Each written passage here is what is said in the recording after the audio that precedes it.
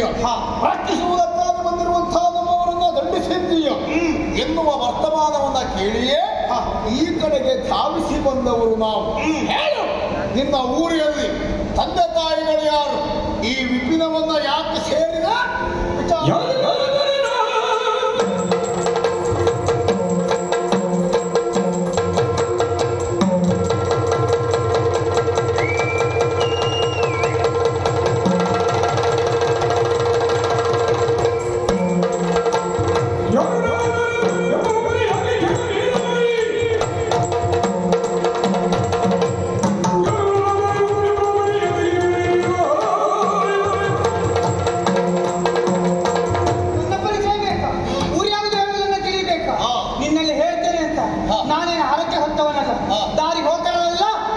ಪರಿಚಯವನ್ನು ಹೇಳಲಾರೆ.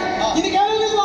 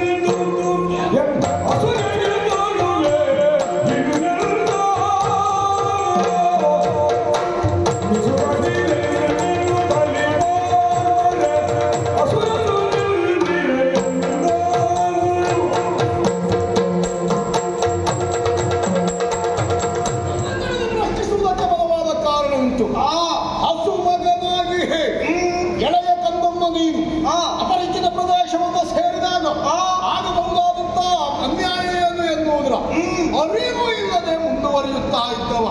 ಎಲ್ಲಿಯಾದ್ರೂ ಮಾರ್ಗದಕ್ಕೆ ನಾನೊಂದು ಬೆಟ್ಟನ್ನು ಕೊಟ್ಟೆ ಅಂತ ಆದ್ರೆ ಎನ್ನ ಸದಯ ತಾಳುವೆ ಇನ್ನೆಂತು ಬಿಸು ಕಬೀರು ಹೇಳು ಪರಿಚಯ.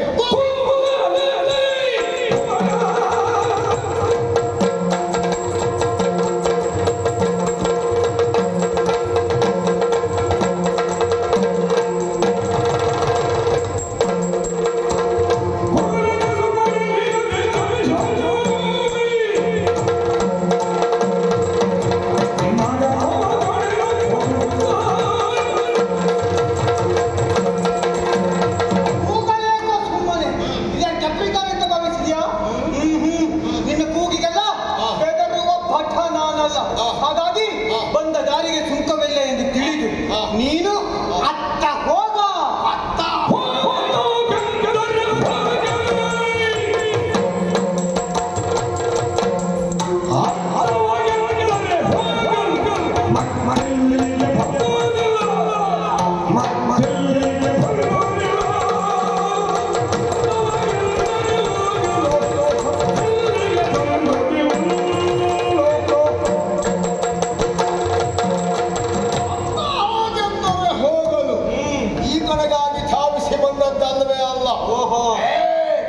ಒಳ್ಳೆಯ ಮಾತಿನಲ್ಲಿ ಪರಿಚಯ ಹೇಳದೇ ಇದ್ರೆ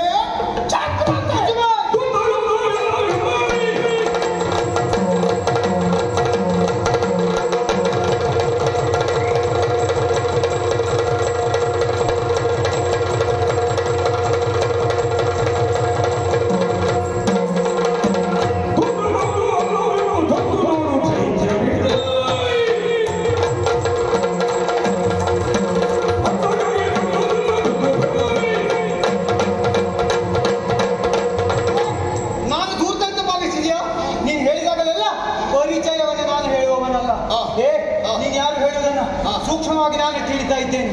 ದಾರಿ ಹೋಕರ ಮೀಮೇಲಿರುವಂತಹ ಬಂಗಾರಗಳನ್ನೆಲ್ಲ ದೋಚುವ ಕಳ್ಳ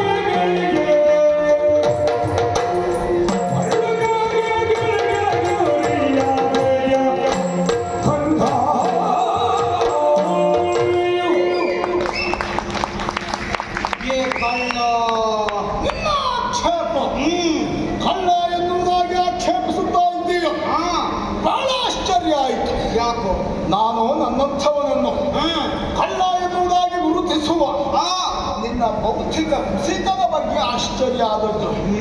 ಅಲ್ಲದೆ ಇದ್ರೆ ಇಷ್ಟೊಂದು ಆಢ್ಯ, ಇಷ್ಟು ದೊಡ್ಡ ವ್ಯಕ್ತಿ ಕಳ್ಳತನ ಮಾಡಬೇಕಾದದ್ದು ಮಾಡಲಿಕ್ಕೆ ಇಲ್ಲ.